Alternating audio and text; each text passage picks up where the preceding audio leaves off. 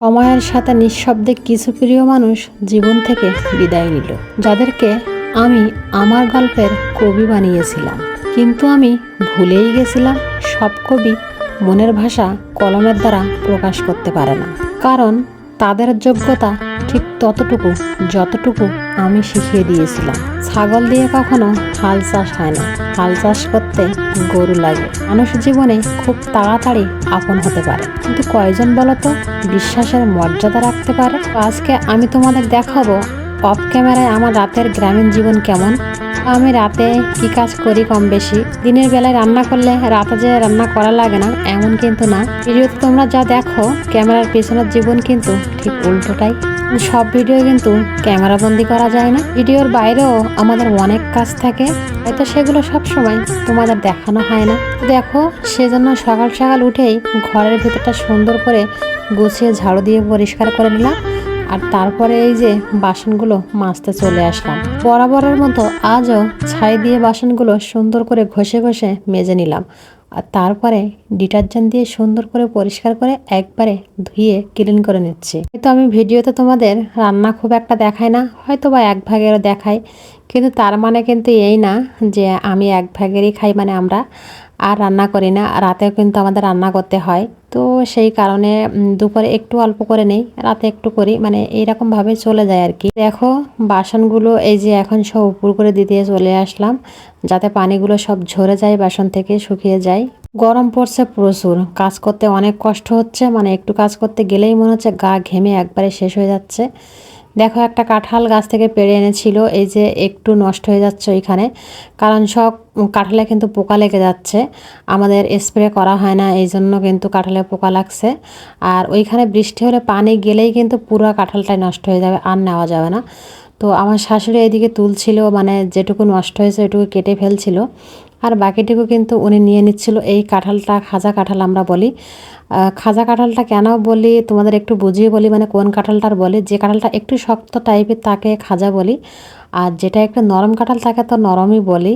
আমাদের ভাষায় হয়তো তোমরা বা অন্য নামেও চিনে থাকতে পারো। যাই হোক, দেখো আমি তো তোমাদের প্রতিদিন দুপুরে রান্নাটাই শেয়ার করি, তো ভাবছি আজকে রাতে কি করি সেটা একটু তোমাদের সাথে আমি শেয়ার করি, বা তোমরা একটু দেখো। দুপুরে কাজ করেই কিন্তু আমার জন্য সব কিছু শেষ না, সন্ধ্যার পরেও আবার কাজ থাকে। তো দেখো এই যে এখানে রুটি তৈরি করছি, আর এই রুটি কিন্তু ইরার বাবাও খায়, আমিও খাই, বা আমার মাও খায়। রুটিটা এখানে পরিমাণ মতো পানি আর লবণ দিয়ে আমি সুন্দর করে খামির করে নিচ্ছি।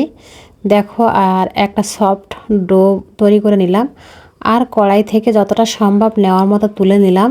দেখো কড়াইতে একটু পানি দিয়ে দিলাম, দিয়ে তারপরে কিন্তু ডাল আর তেজপাতা দিয়ে দিলাম। আমরা কিন্তু অনেকেই কড়াইটা ভিজিয়ে আটাগুলো ফেলে দেই, তো যদি ফেলে না দিয়ে তোমরা এইভাবে ভিজিয়ে ডালটা দাও তার ভিতরে, তাহলে কিন্তু ওইটা আর নষ্ট হবে না। তো সেই কারণে আমি দিলাম। আমি যেটা করি আর কি, ভালো লাগে তোমাদের সেটা বললাম, হয়তো এটা তোমাদের ভালো নাও লাগতে পারে। দেখো ওদিকে ডাল বসিয়ে দিলাম, আর ততক্ষণে এই যে হাতটা পানি দিয়ে একটু ভিজিয়ে নিচ্ছিলাম, তারপরে আটাটা মানে ডোটা ভালোভাবে মথে নিচ্ছি আমি এখানে। আর যদি একটু হাতে পানি মাখিয়ে নাও তাহলে কিন্তু গরম কম লাগবে, আর প্লাস তোমার এই যে রুটির ডোটা কিন্তু সফট হবে অনেক, মানে তোমরা এটা ট্রাই করে দেখতে পারো। আমি তোমাদের বরাবরই বলি, আমি যেটা ভালো পারি বা যেটা ভালো হয় সেটা কিন্তু তোমাদের বলার চেষ্টা করি। রান্না নিয়ে হয়তো অনেকের অনেক গোপনীয়তা থাকে, কিন্তু আমার আসলে ওই টাইপের কোনো মন মানসিকতা নেই। মনে হয় যেটা ভালো জানি সবাই একটু করতে পারলে তো ভালোই হয়, মানে আরও একজন জানুক, তারও একটু সুবিধা হোক, এরকম আর কি। দেখো এখানে সব গোল গোল করে রেখে দিলাম, আর এই যে রুটি বানিয়ে নিচ্ছে এইখানে, রুটি বানিয়ে নিয়ে কিন্তু রেখে দিচ্ছি। তো মোটামুটি আমার রুটি কিন্তু গোলই হয়েছে, একবারে যে মানচিত্র এরকম কিন্তু না। দেখো ডালটা ওদিকে ঘুটিয়ে একটু পানি দিয়ে দিলাম, মানে বেশি করে। আর এই যে এখানে রুটি সেকার জন্য যে প্রস্তুতি আগে লাগে সেটা নিলাম। তো ভাবছি আগে রুটিটা একটু সেকে নেই, তারপরে ডালটা শেষ নামাবো রান্না করে। তো এই যে এখন রুটিটা তাওয়ায় দিয়ে দিলাম, আর এর মধ্যে কিন্তু আমার ইরা চলে আসছে, কারণ উনি মিস করে গেছে। আজকে আমি রুটি বেলেছি, উনি আমাকে ধরতে পারেনি, কারণ রুটি বেলার খুবই শখ ইরার। আর ইরা কিভাবে রুটি বেলে তোমাদের একটু দেখাবো। দেখো কি ভালো রুটিটা মানে ছিঁড়ে একবারে কি করেছে। তো দেখো ওখান থেকে নিয়ে এসে এইখানে যুদ্ধ শুরু হয়ে গেছে মাটির সাথে, মানে উনি এইখানে রুটি বেলবে। তো যাই বলো, আমি যাই করি না কেন মেয়ে কিন্তু দেখে সেই কাজগুলো, আর ও চেষ্টা করে সেইভাবে করার জন্য।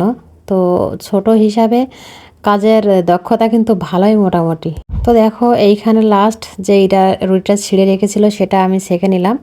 আর তারপরে যে পেঁয়াজ রসুন দিয়ে আমি বাগারটা দিয়ে দিচ্ছি ডালি। আমার মনে হয় ডালটা এইভাবে পেঁয়াজ রসুন দিয়ে বাগার দিলে ডালটা স্বাদ ভালো হয়। তো সবাই ভালো থেকো, সুস্থ থেকো, আল্লাহ হাফেজ।